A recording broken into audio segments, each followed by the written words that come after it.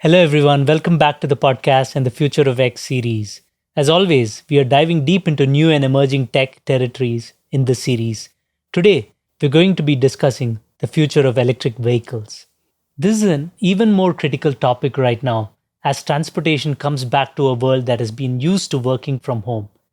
To discuss this topic, we have with us Vivekananda Helekere, CEO and co-founder of electric mobility startup Bounce. Bounce has been trying to reimagine personal mobility in India for a while now, and Vivek has been at the forefront, championing its cause and making sure a famously slow adopting country makes the switch faster. This is an even more pertinent problem now as global shocks drive oil prices higher and consumers look for alternatives. His journey with Bounce is a remarkable one, as you will see, and is all the more special to me because I have been involved for a while with the journey right from the early days. So let's dive in. There's so much to cover today. Vivek, welcome to the podcast. It's a pleasure to have you. Same day when I got my Bounce Infinity scooter. So Yes. welcome. Thank you, Alan. Super excited. Awesome. So today I want to rewind the clock and start from your journey from a CA to a startup founder. Maybe we'll spend some time on that first. Sure, Alan. Sure. So it's been a long journey as such. As in, we started Wicked Ride, which is still the same company, and the Bounce as a brand. We started in 2014, so it's almost like closing to a decade now, doing something or other in mobility. We used to work with KPMG. I was there for a year. One thing I think, thanks to KPMG, I used to commute a lot. The kind of traffic that I used to be stuck at got me thinking on how much we spend on fuel and how boring it is to be stuck in traffic. This is Bangalore. This is Bangalore. Yeah. And it's only become worse. Yeah, and it was 2012. Yeah. And it used to take 45 minutes to get from where I used to be and Koromangala Inner Ring Road. It got me thinking that I tried a lot of things while in the commute. I thought I'll listen to music. I thought I'll listen to books or whatever, right? So those days. But nothing could keep me going on. It was a very monotonous time of my whole day as such. I did carpool then. And I thought that carpool was the interesting part there.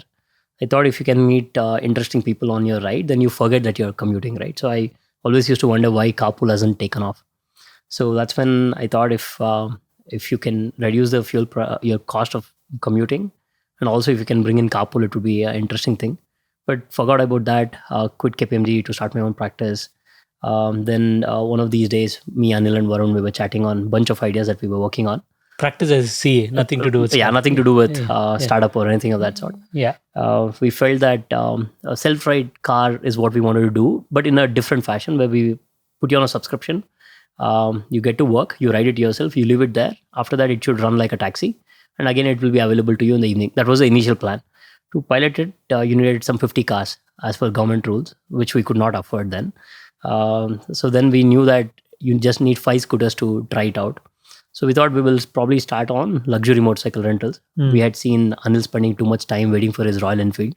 So we thought it makes sense for people not to own luxury motorcycles and they can just pay as they go. As in they rent it for a day or two or for a week. And we thought it's a ideal thing to do. So that's how we started Wicked Ride.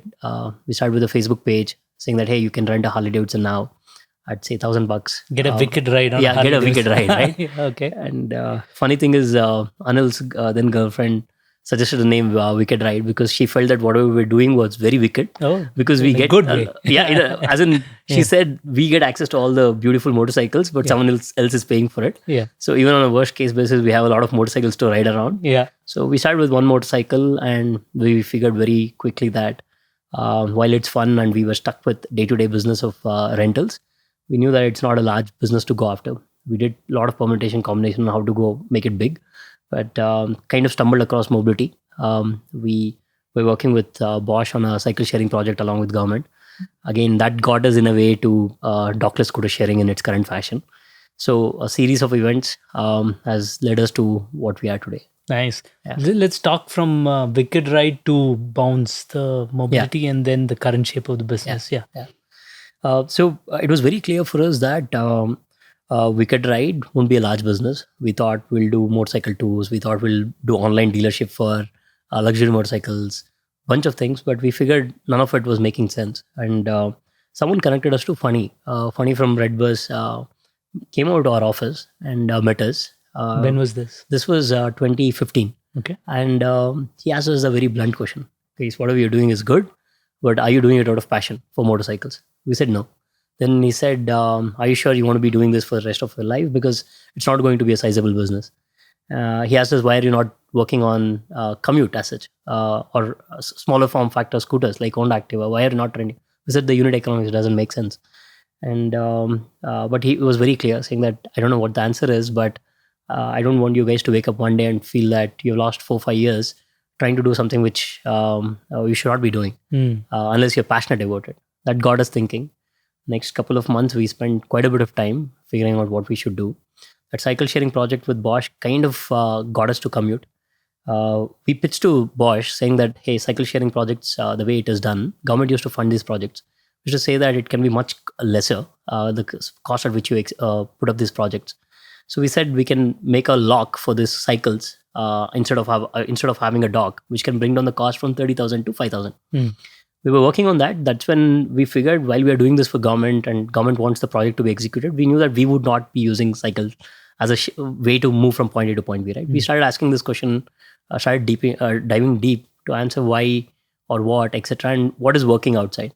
Then we figured that instead of cycle, the same solution, instead of cycle, if you can make it on a scooter. Scooter as such is something which we all know, right? Whether we own scooter or not, we know how to ride. People are very comfortable with riding.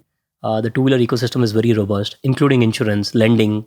So we thought if we can make the scooters keyless. The reason we wanted to make it keyless was that you should be able to use your scooter like how, if you had bought a scooter, how would you use it? The same experience we wanted to give it to you, but you don't own the scooter. You pay for the time and distance only you use. And we felt that this can be the new age public transport, which is also affordable, which is scalable. And there is no human in the solution from a driver point of view, right? You ride it yourself. So we felt it's a fantastic thing to go after. And that's how we decided to do metro bikes. We used to call it metro bikes then. Yeah. We had not raised any institutional capital then. We had two angels who had given us some money. So we did some prototypes. And then, as you know, we came to you and Sequoia and got this going. You guys wrote us the first check. From there, it has been a crazy journey. Awesome. Yeah. So walk us through that journey. So you started Metro Bikes, rebranded as Bounce, and then COVID happened maybe. Yeah. So we called it Metro Bikes. We didn't spend too much time thinking, what do we call it? We initially thought we'll call it Apna Ride. We even had a handle called Apna Ride. Wicked Ride was the luxury motorcycles and Apna Ride was for everyone, right? It's like everyone's ride kind of thing. But we faced a lot of flashback in Bangalore. People started asking, why are you calling a Bangalore-based company as Apna Ride, Hindi and all? And we were launched out of metro station as well. Yeah. So we thought we'll call it Metro Bikes. It's neutral. Yeah. And once we raised capital and we wanted to go full-fledged across India, and we knew today we are doing it on a two-wheeler and we are doing this, but we didn't know how the solution will evolve over a period of time, right?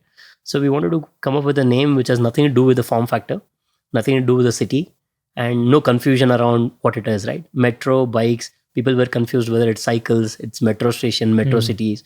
So with a lot of struggle, we came out with a name Bounce, which also is a term that people use, right? Let's bounce. When you want to go, you say let's bounce. So we thought it sounds nice. We started with that.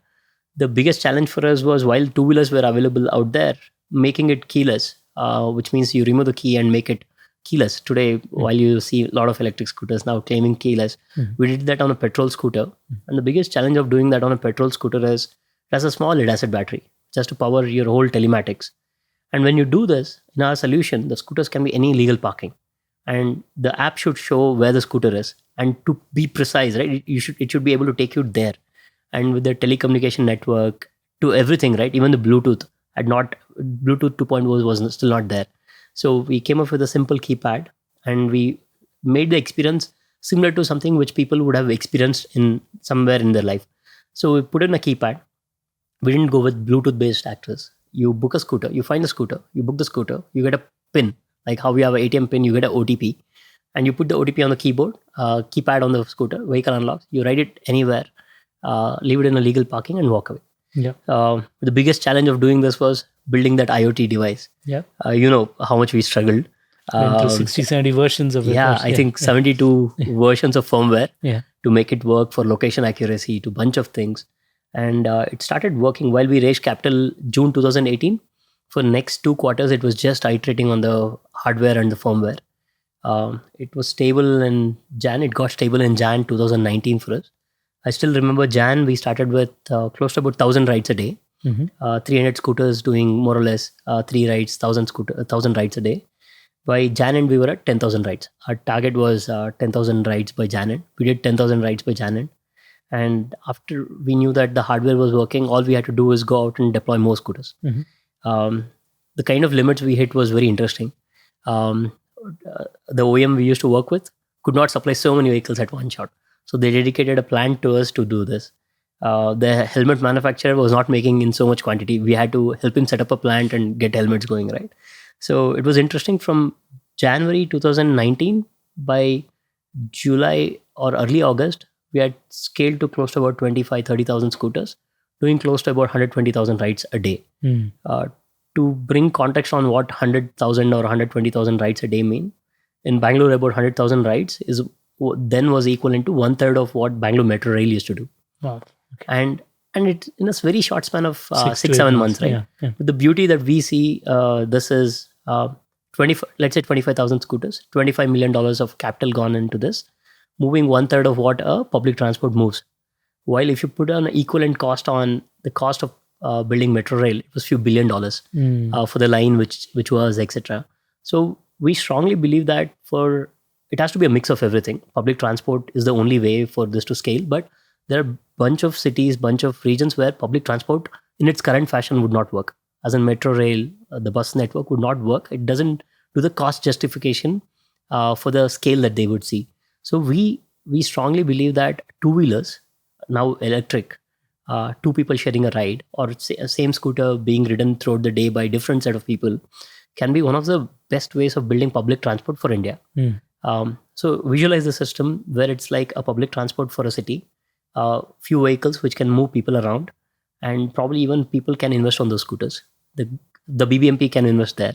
So it can be a public a transport kind of thing, which we are visualizing, which is scalable, which will not lose money, and it can be a very reliable way of moving from point A to point B, and also plugs in really well with public transport. So this is what we did, and we launched second city, Hyderabad. We were doing about 25,000 rides, and then we figured that even Europe, for that sake, right? There are a lot of European cities where scooters are used. Shared scooters, like free float scooter sharing, is the term that the world uses, right? There were 1 or 2 players who were doing this. They had not scaled it. So we were thinking of doing this in Europe as well. We were scouting for companies to acquire, because we were, to give you context about Europe versus India, we used to charge in dollar cents, dollar wise, we used to charge 80 cents for a 40-minute ride. In Europe, they were charging 33 cents for a minute. Wow. Yeah, and beauty is that whenever a company goes from India to elsewhere, the cost also goes up. But for us, since it's a driverless solution, that cost doesn't add up. And the software is built in India, built for scale. So we felt that we can really make money there. So we started scouting. We came back, and then COVID happened. So talk us through COVID, and now you're launching your EV. So how did that happen? Yes. We've launched our electric scooter. December 2021. That's true. I have it today. December 2021, we launched our scooter, and we started delivering in April. In Bangalore, we started the delivery, and then we are now delivering it in Delhi and Hyderabad. In next few weeks, we should be able to deliver in top few cities of India. We have taken a hybrid model where we will have a dealer, and we will also have online sales. Currently, we have seen close to about 60,000 pre-bookings coming on our website. People have paid $500 to $5,000 and reserved a scooter, and we have started delivering it to them. But it's a big change from being a rental player to making scooters, right? Yeah. The reason this happened in a way is that electric scooters were very important for our business. Our scooter sharing business. We knew a lot of pain that we were going through in petrol vehicles will go away the second we switched to electric.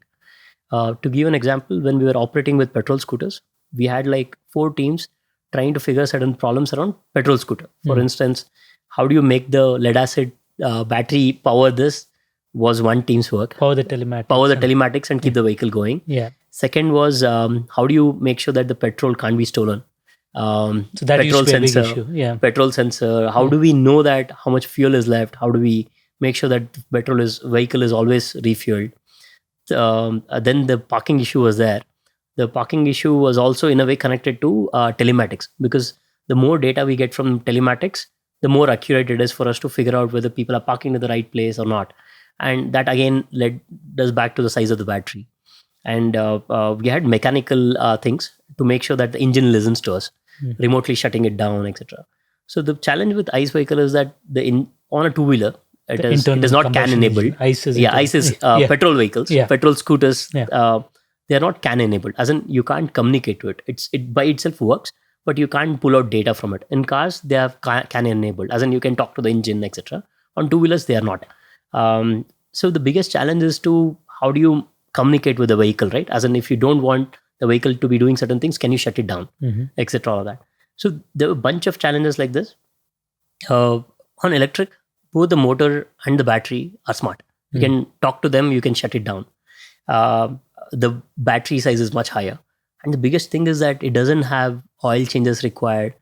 Most of the parts are eliminated. So the only thing you have to make sure is brake cable, accelerator cable, and tire changes once in a while. But the vehicle is good to go.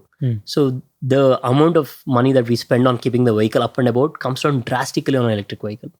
So we knew that makes a lot of sense. And battery can communicate all the time. Battery can't be stolen. Even if it's stolen, it can't be put to use. So there are a bunch of mechanisms that we can. So we started with subcontractor to make our electric scooters. We got a prototype out, but we did not have full control over the subcontractor and how we see this through. We also imported some scooters from China, worked with a partner who was importing it, strengthened the chassis, built a battery swapping infra. Then we knew that there are two things to making electric scooter work. One is a good electric scooter. Second is how do you charge them? The charging / swapping infra. So scooter, we made do with whatever we had. But for charging, we knew that charging the scooter would not work. The downtime, the cost of moving a vehicle to a charging point, availability of real estate. So what we did was we followed what Gogoro was doing in terms of battery swapping. But instead of having automated battery swapping stations, we used mom and pop stores who could charge the batteries and work like a distributed battery swapping infra for us. So when COVID hit, we had already done close to about 300,000 swaps. 300,000 swaps is 300,000 swaps into 40 kilometers, close to 1.2 million kilometers or so on electric vehicles. And it had given a very good understanding for us on what does it take. And when COVID happened, the first quarter was definitely a lot of thinking was going on how do we survive. We didn't know when the COVID was going to end. People were working from home, which meant that the rides were zero. So we tried a bunch of things, but one of the things that we realized very quickly was that we should do things which will add long-term value for us. One of them being taking the problem head on. We were always trying to skirt around solving the problem, which is the asset for us, right? We thought we will go out and build a scooter during this time. Definitely starting to build a scooter by scratch will take its own time. While we had teams which were working on it with the subcontractor, we thought we'll go out and acquire a company, which we were comfortable with. So we came across this company, 22 Motors, who were doing this for almost 7 years then. But their focus was consumer scooters. But the philosophy was battery swapping for them. So we knew them, we had tested the scooters, and we spoke to them, and we decided we'll buy the company to make scooters for us. That's how the thinking started. We spoke to our board. Board was supportive. But another add-on thing that we did during that time was, if we are making scooters for ourselves, what stops us from making scooters for general public? We sit on 200 million plus kilometers of ride data on petrol vehicles. We had done a bunch of rides on EV as well. So we felt we understand what a consumer would also need, but we wanted a moat, right? As in, we can't just be another electric vehicle manufacturer. We figured that what we have in the battery swapping infra can be a game changer. So if you separate the battery from the equation, as in from the scooter, the cost of the scooter comes down by 50%. And we figured that the problem which we used to face in terms of charging is the problem which everybody faces in India, right? Millions of them in urban cities like Bangalore, they stay in apartments. They can't they can't have a charging point at their parking space. And this is the well-to-do, we are talking about living in good spaces, having parking spaces, right? bunch of bulk of Indians don't even have parking space. They leave it on the roads. So how will you charge them? So we figured there are two solutions to it. One is make the battery removable so that people can carry the battery home and plug it in any plug point. But second, the real business model change, which can help consumers and also us, was that if you can offer battery as a service, where people buy just the scooters, for battery they pay as they go. Like how they pay for fuel. Today on a fuel scooter, you don't buy loads of fuel with the scooter, right? Mm-hmm. Just buy the scooter. And whenever you're running out of the fuel, you know there is a nearby petrol bunk and you get it fueled. And people never fuel up for full tank also, right? They fuel up for the kind of money they have. I used to fuel up for $50 when I was in college. For car, I used to do it for $1,000. Recently, I've moved to doing full tank. Mm-hmm. That's a different story.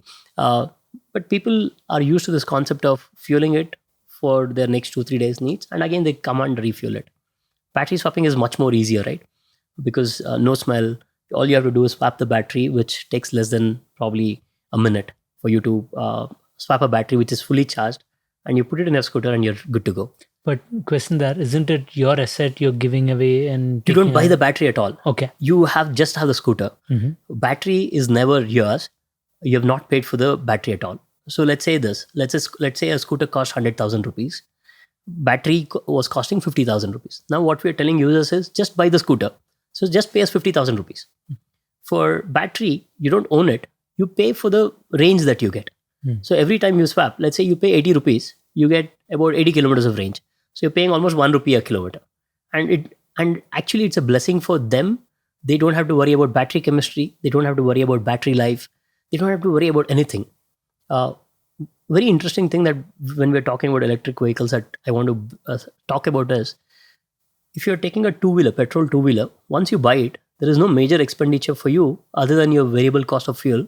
And probably the biggest cost is your tire change, which happens once in 10,000 kilometers. But when you buy an electric vehicle, the battery which comes with the electric vehicle has a finite energy in it, packed in it, right? Which gets exhausted. Usually it's 1,200 to 1,400 cycles for a lithium-ion NMC, which is the most used battery. So after a certain period, that is close to about, let's say 2 years, you have to replace the battery. And the battery costs 50% of your scooter value. And there is no FAME subsidy on it. So for typically, if you take any of the scooters which are in the market, you will spend anywhere from 40 to 60,000 rupees to replace your battery after the life is done. It is not like lead acid battery where you buy it and it runs forever. It goes away within a finite time as such. 1,200 cycles into 60 kilometers is a limited time frame of 50 to 60,000 kilometers based on how you ride it. This is something that two-wheeler users are not used to, and no OEM is talking about this. So what we are doing is we are taking a fixed cost and we are variabilizing it. We are also adding pay 1 rupee per kilometer for 60. Okay. Exactly. And we are also making the experience better. We are saying you don't worry about how you charge it. You don't worry about life of the battery, warranty of the battery. We take care of all of that for you. And you know that battery chemistry is fast evolving, right? It used to be NMC. Now we're talking about LFP because it's safer. Then LTO is another thing. All these, you can say anything. Any chemistry, right? No, I'm saying NMC, all this, most of us won't understand. Why should consumers be put on the burden of figuring all of this out, right? Imagine you buy a scooter and 6 months later, everybody tells you that you're stuck with a dumb battery, right? So you don't have to worry about it. It's an organization's headache to sweat the battery faster. Sorry, question for you. Then what about people who are buying the vehicle with batteries today? How are you going to help them? Our solution to them, our solution to people as such, we have two offerings. One is they can buy the scooter with a battery and charger.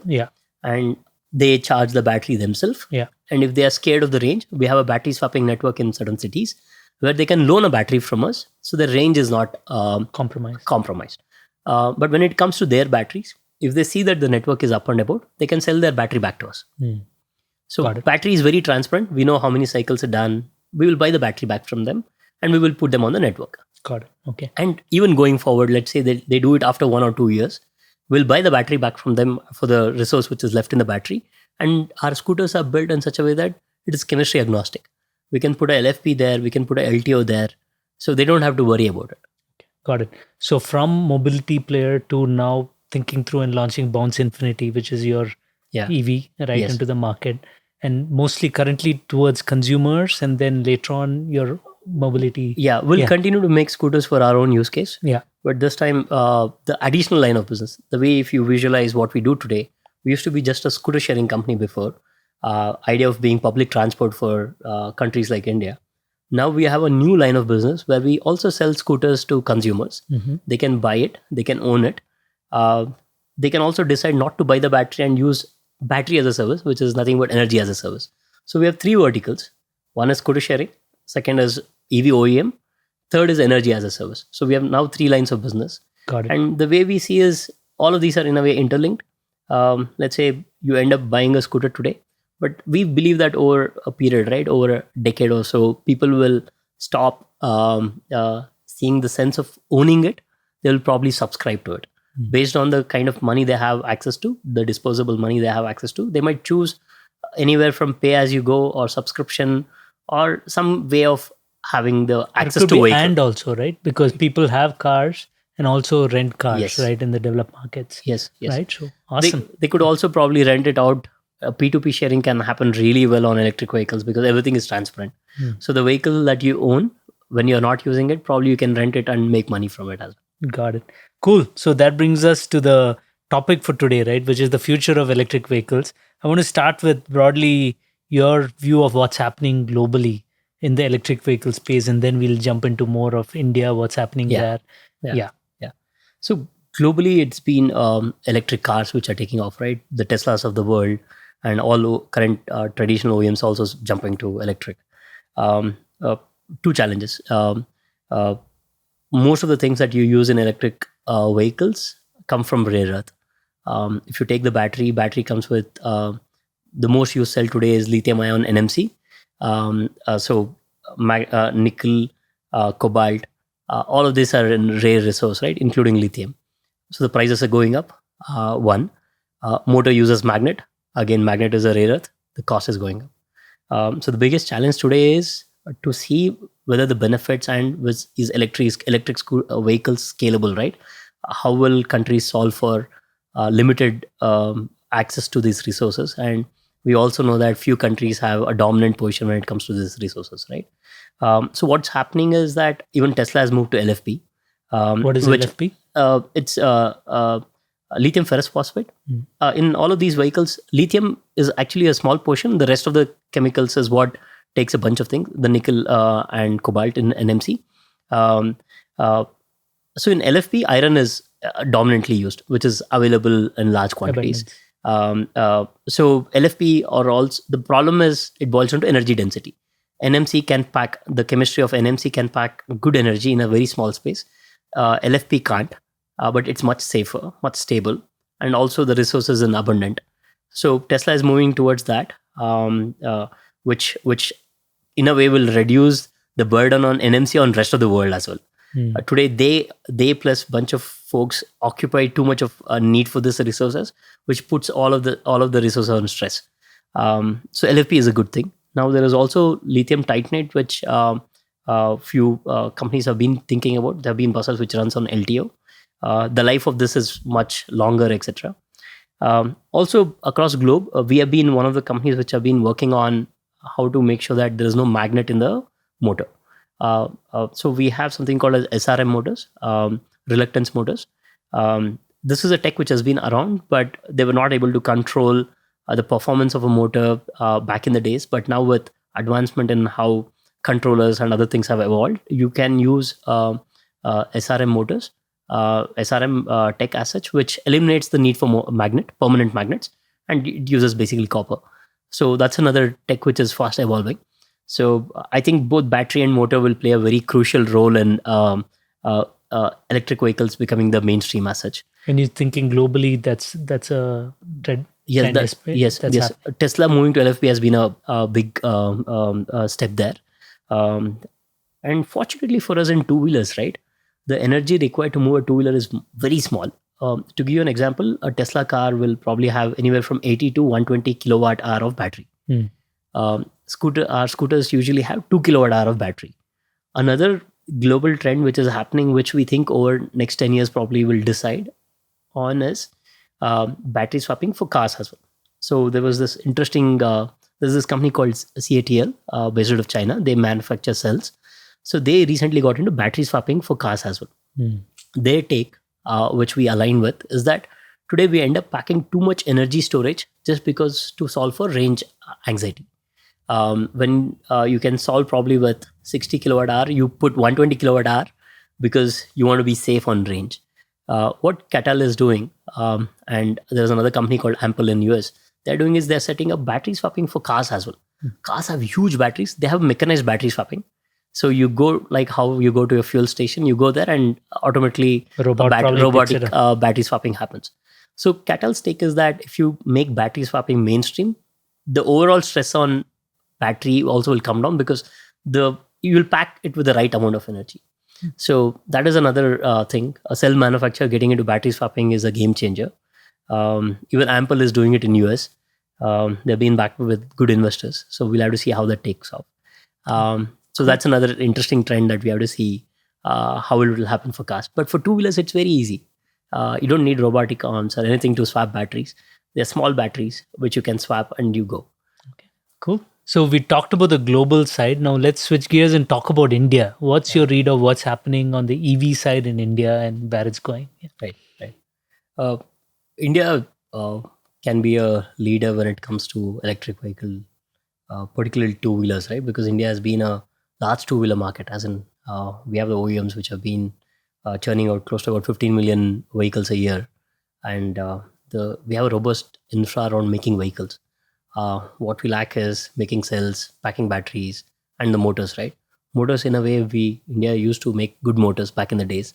Now it's about bringing back those capabilities to make these 2 or 3 things indigenously so that we can be the exporters to the rest of the world. And the scale that we have, the economies of scale for India, helps us make scooters at the lowest cost for rest of the world. This is going to be very interesting times, right? And the petrol vehicles two-wheeler petrol vehicles which are being sold will become EV, whether it's 50% or 80% by 2030. Time will tell, but it's very obvious that with the way fuel prices are going up, Honda Activa, which used to cost 40,000 10 years back, cost close to about 1,20,000 rupees. It's super expensive. Fuel prices have gone up. And EV makes a lot of sense, right? And there are a lot of EV players are also coming up. OEMs are deciding what to do. They're taking their bets. So 2 things which is bound to happen, that EV transition will happen. We think with battery swapping as a service, what you're doing is you're making more and more people to have access to personal mobility. In India, that's a big challenge, right? Only a small portion, 14% of total population have access to two-wheelers, 4% on cars. So total, it's still under 18%. So people to vehicle ratio is still very small. We think it will go up. It might from 15 million vehicles we are selling, it might go to close to about 40 to 60 million vehicles over a period of time if everything does well. And then we will hit probably we'll all realize that more vehicles on road are not good. But even 40 is a lot of vehicles. Yes. But penetration, Anand, as in public transport hasn't scaled. That would have been the only way for people to move from point A to point B in a scalable way. But that is not taking off because this current way we are thinking about public transport is not making sense. The BMTC makes so much of losses. They don't know how to get money for keeping it running. So, and it moves 3 million people a day today. So that's just Bangalore. That's Bangalore. Yeah. So public transport needs quite a bit of investment. It's not making profitability as such, or not even breaking even. So there is fundamental rethinking which has to happen for that to happen. So it will take a couple of decades for us to figure out on public transport and investments to be made. Till then, people have to move. So you're saying the 120 million two-wheelers will go to 200 million plus? Should. As in, if you see Southeast Asia, people to vehicle penetration, we are nowhere close to them. We are probably 1/3 of people to vehicle ratio.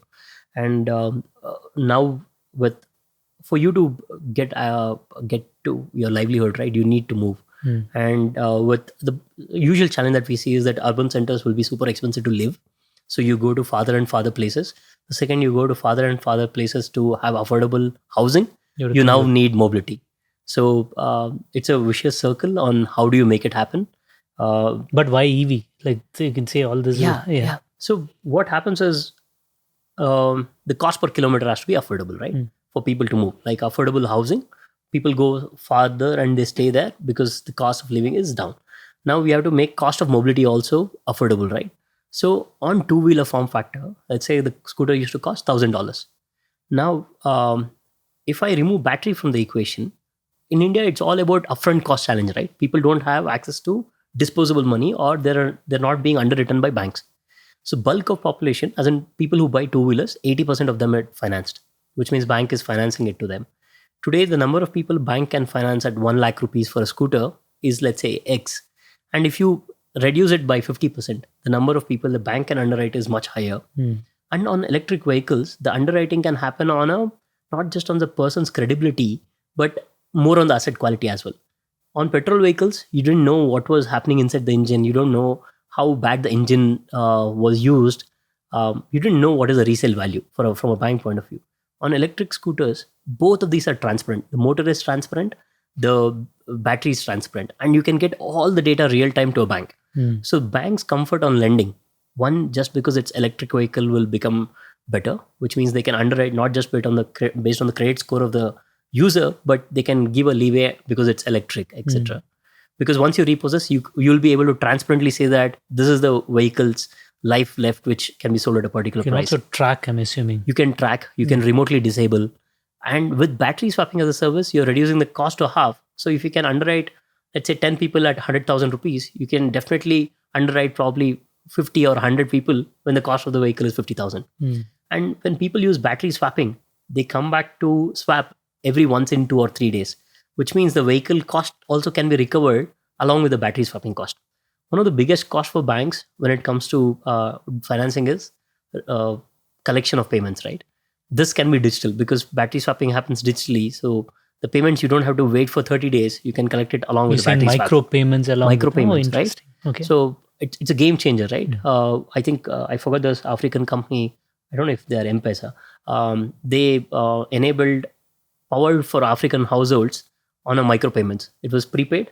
And if you're paid, then the light glows. If you're not paid, the light shuts off. Mobile phone prepaid here in right? India, So, right? So. And that Africa M-Pesa was a great case study because they enabled more and more people to have access to energy, etc. So again, same here, right? Both collection is sorted and also control over the vehicle is much better because the way we have built our scooter is that no other battery would work on this. It's VCU controlled. So VCU has to talk to the battery, which has a BMS. Only then the vehicle will run. So okay, if you battery management system and vehicle communication. Vehicle control unit. They have to talk to each other. Only then the vehicle will run. Got it. So let's say someone doesn't pay. You can shut it down. You can shut it down. It doesn't even work. So it's much easier for now banks and others to take bets and finance vehicles, which means now we are enabling more and more people to have access to mobility. So cheaper, more financing from banks. How about the OPEX, like per kilometer cost? It beats petrol price. Let's say a battery swapping cost. Let's say a person owns the battery, that scenario. He charges, let's say 2 kilowatt hour battery at his home. It takes 2 units to charge battery. And at a commercial rate of 7 rupees a unit, it will cost you 14 rupees to get you some 65 kilometers. Okay. Versus 3.5 rupees per kilometer on a petrol vehicle. So 1 rupee versus 3.5, like even is an easy one. Okay, so 3 times cheaper. But on even OPEX. if the 1 rupee includes the battery cost as well. Yeah. Not just the energy cost. The battery Let's is do a it finite that risk. way because fuel is you're right. Yeah, you're right. So it's 1/3 cheaper. Yeah. And there is no maintenance on this. There is no oil change. A lot of things. So we think if you see a high two-wheeler user, let's say a Swiggy gig worker, right? He does 100 kilometers a day. If he switches to EV, he will be easily able to save close to about 5,500 to 6,000 bucks a month, which is probably 25% of his earnings. That's a massive sum we are talking about. So then why on the customer education side, let's talk about that, right? So there's a lot of noise, one around vehicles not being available. Yeah. The second is this talk of fire on the batteries, safety, just some of these. Can you address some of the questions? Yeah. So today, if you see who are those who are selling vehicles in India, the large OEMs who should have been selling this in large numbers, they haven't gone full pedal on this, right? As in, they're still selling very few numbers. They're not even amongst the top EV sellers. There were a bunch of folks who started selling electric vehicles much early, but what they did was they imported everything from China and they assembled it here and they were selling it. So they have not invested in technology or anything indigenous, because of which the quality of the vehicle is also bad. And also they don't understand a lot of things that they're doing. As in the battery, they get ASIs. They don't know whether the BMS is there, etc., which is also resulting in fires that you might be seeing. So for an educated person, why will a BMS cause fire? So see, BMS is like Battery management CPU system, CPU for your battery. Yeah. So it will tell when the energy should come in or when the energy should go out. So today the NMC batteries that we talk about, right? Lithium ion NMC, they are by itself volatile. As in, if they are dropped, what happens is the same AAA cells that you see, Anand, more or less something like that, gets packed about 120 or more. All of these cells get packed and becomes a 2 kilowatt hour pack. What happens is that if they go through a hit or something, or if it is not packed well, where basically thermal runaway or anything can happen, right? So lithium ion NMC by itself, if it is not packed well, etc., or if it's dropped, it's risky. Now, what happens when we talk about BMS is that if any such incident happen, it will make sure that energy is not going in, as in you're not charging it or you're not discharging it. So it's contained. There is no fire which will happen. But if the BMS is not smart, basically it has to cut off. It acts like a fuse, and it will also be smart to tell what has to be done. So if the BMS is like a software algorithm along with a bit of hardware, which has to figure all of this out. If that is not smart, what happens is if you plug it either to the vehicle or to the charging point, it sends energy, and because of which it explodes. The cells explode. So BMS has to be there, and cells have to be good cells have to be used. And the problem is that packing has to be done really well. Today, a lot of OEMs don't have visibility on this at all, and they just bringing it and selling it. So that's why you see a lot of rural sales are happening. In city, the sales are just picking up. In rural, people don't understand this, and cheap Chinese versions are out there. I was talking to someone in Bihar. They said that every week about 2 or 3 trucks comes in and it all gets sold. For a consumer, it's just been in rural markets, the consumer is just worrying about petrol cost of maintenance, and they're also being told that it need not be registered. While certain vehicles have to be registered, they're even skipping that. So there have been a lot of bunch of folks who are just importing everything and just selling it. And now startups are trying to get into this build scale. Unfortunately, it's not like software where you can put 100 coders and try to ship out an app next day, right? It's a hardcore supply chain game. You have to get everything in place. You have to test it out. You have to be sure the vehicle works. These investments have not been made, because of which there is delay in terms of the number of vehicles which we can ship. Also, I think now that companies are seeing investments and reliable players are getting into this, consumer education would happen and quality also will come in. Because of which we think even an educated person will start going towards electric vehicle as a mainstream way of moving from point to point. The traditional OEMs, are they starting to do more in the? They're starting to do more, but I think we might feel that OEMs have been around for a long time. They have an upper hand in this. If you see what traditional OEMs have been doing, they've been manufacturing and they've been highly dependent on distributors, that is the dealers, to sell it. So these are the two things that they do really well, right? But when it comes to electric vehicles, on petrol vehicles, the IP was engine. When it comes to electric vehicles, motors are something which are available, which means many players can get into this. And petrol OEMs don't have expertise either on the motor or the battery. So they are also starting from scratch. And today, they're also starting from scratch. And when you talk about EV value chain, we think the way we visualize EV value chain can be much more different. Earlier, it was manufacturing as a game. You make a one-time transaction margin on selling the vehicle and wait for some money to come from repairs and maintenance. In EV, it can be a game changer. If manufacturing is only one part of it, you can distribute it yourself. You can even finance it because you understand a lot about this vehicle, and you can offer energy as a service. So for the first time, selling vehicle is just beyond manufacturing. So it will get a lot of capital. It will get a lot of attention on. A lot of players will try to get into this, which will include the OEMs. But the good thing is that they'll also have to start from scratch when it comes to both battery, BMS. Most interesting thing is that BMS is software part of it, which OEMs have never invested on, or they've not, in a way I can say that they don't get it so easily like how startups get the software part of it, right? So that part is going to be struggle for OEMs. for startups like us, what will be struggle is to bring the discipline of manufacturing, right? That is something that startups are not used to. They are used to. So it's going to be interesting times there. So let's talk about another stakeholder here, which is the government, right? So what is the government doing here? What do you want them to do? Maybe let's talk about that a little bit. Yeah. Right. So so government clearly wants one thing, which is the forex that we spend on fuel has to come down. We spend a lot of money on buying oil, which has to come down. They felt that EV is one way. They also understand hydrogen is another way, so they're working on that. But while doing this, they've also given subsidies to make this affordable, etc. All of that, right? Make electric scooters affordable. With the recent fires, etc., now they're saying that okay, they want to make sure that the standards of the vehicles are better, etc. But the vehicles are certified, tested, etc. But it is not like the usual testing, right? So I don't think governments are used to this concept of software testing, which is the BMS testing. Or once a scooter is sold, it has to still do well, because anything can happen even after the testing is done and the scooters are sold. So government is trying to figure out how do we test them? How do we put that trust to a user on which vehicles are good to go? All the vehicles which are in the market today are government approved. It has gone through the same set of testing. But government is figuring out how do we make sure that we've done everything to put this out to a consumer. Today they're asking us to make sure that we have done everything before putting out a scooter, but that alone will not be enough. So I think there'll be some time where governments will figure out what kind of testing, what kind of control mechanisms to make sure that the vehicles out there are safe. That is one part of it. The second, that is around trust, which government is going to give to general public, saying that okay, this is good to go. Safe. Yeah. Second is subsidies is what they started. The FAME 2, right? The FAME subsidies, FAME 2, and states also came out and gave some subsidies. How much is that? And then is it that to stay? Yes. Help us understand that. Yes. So today government, the way they've given subsidies based on the kilowatt hour. So government probably would not have spent too much time thinking on this.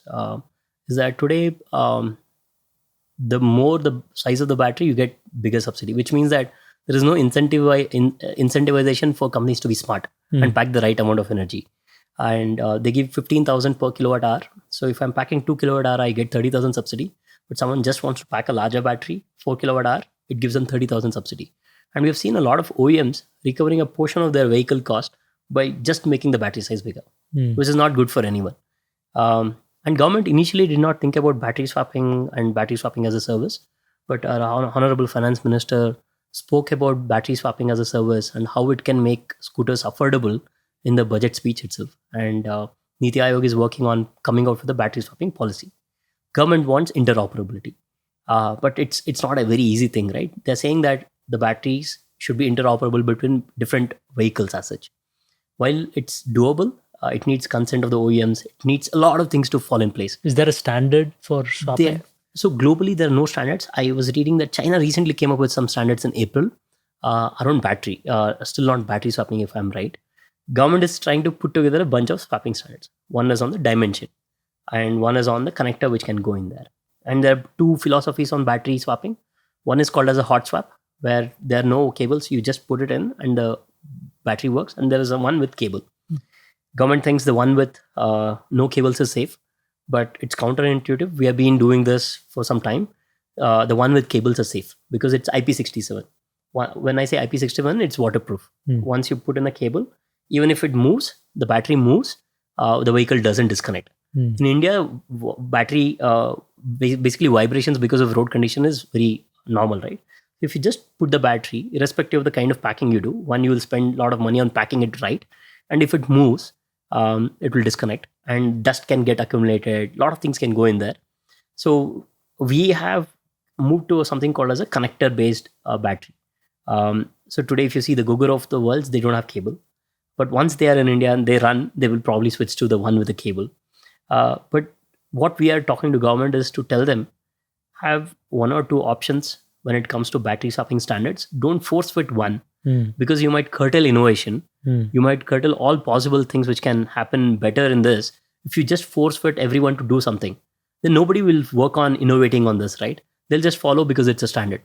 So most of the requests from startups and others to government on this when they're making policy is, one, make it for India. Don't try to copy paste from some global markets because some global player is talking to you about this. Second is that we don't know what would work. So why don't you run 3 or 4 pilots on this and see what actually works for India?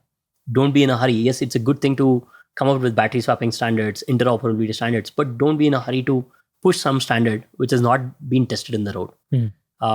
So these are 2 requests that we are having with the government.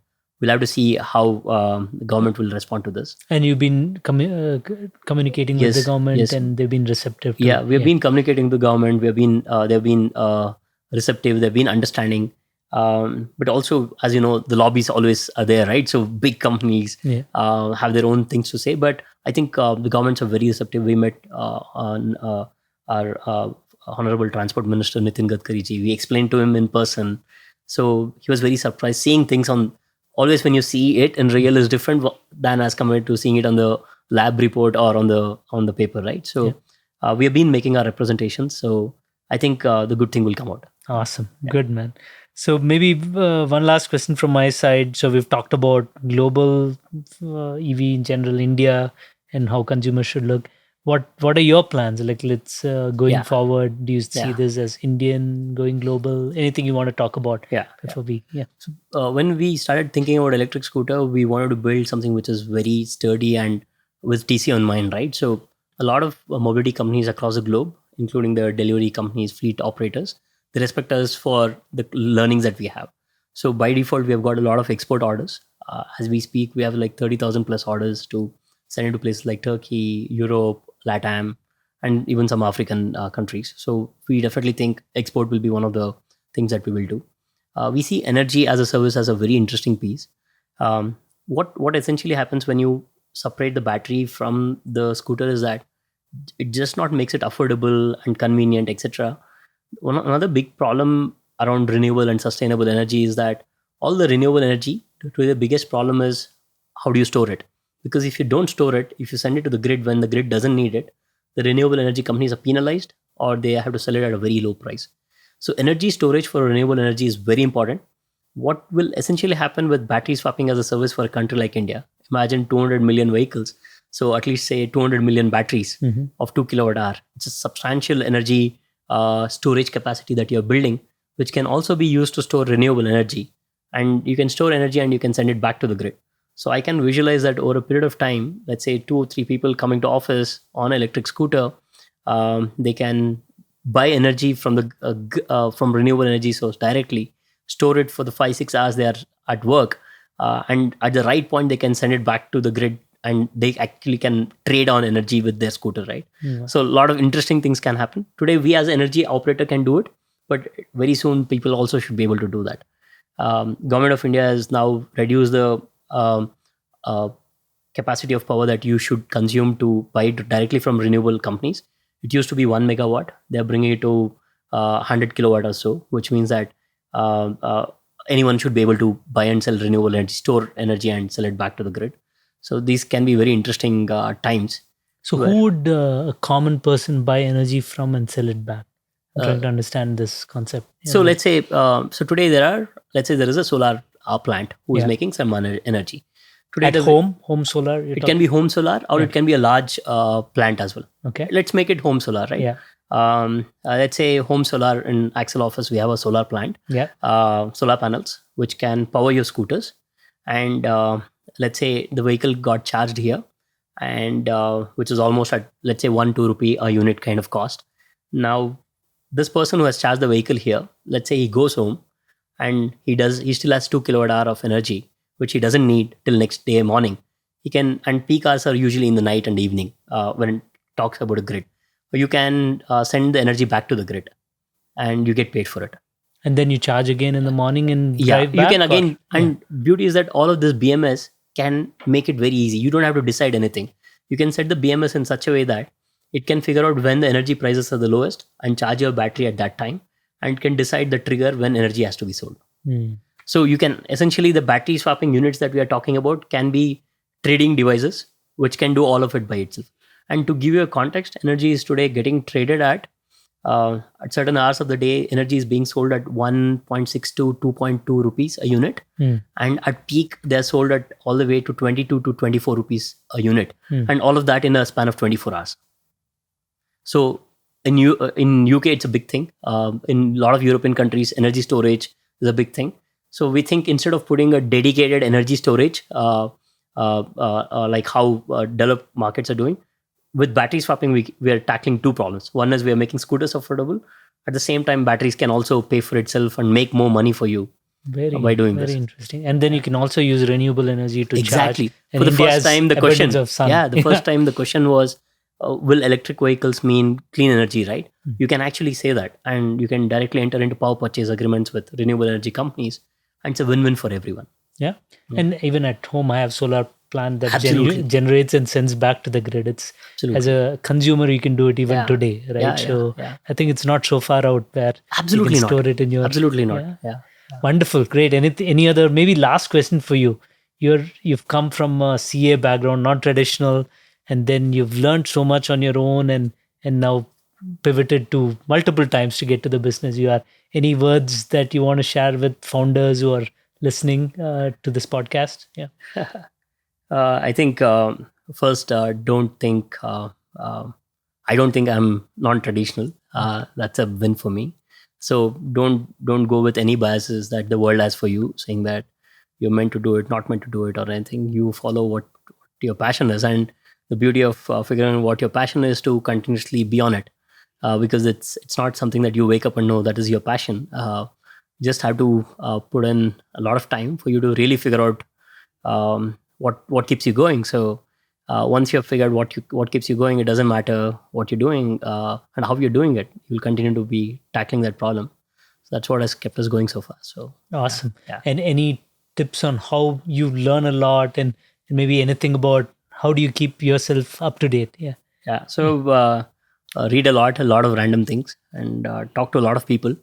Everyone has a lot of things to give. So be very open and receptive. Talk about problems. The more you talk about problems, people will think about your problems, and if they come across a solution, they come to you. They give it to you. And I've seen people generally being kind. So the more you ask for help, you get more help, and people will think about you and offer to help. So So don't be lost in worrying whether asking help is wrong or whether you know everything or not. You don't have to know anything. You just have to be like a sponge and keep absorbing things. As simple as that. Yeah. Awesome. With that, wish you and Bounce Infinity the very best. Thanks. I think the best days are ahead of us for EV and for you. So thank you for joining. Thanks so much, Anand. Awesome. Thanks. Hope you enjoyed the podcast. Thanks for listening. Please do tweet us at Accel_India. We'd love to hear from you. And also, please subscribe to our podcast if you haven't already. Our website is seed2scale.com/insights, where you can find other such episodes from our series. That's all from us today. Stay safe. Thanks again for listening, and goodbye.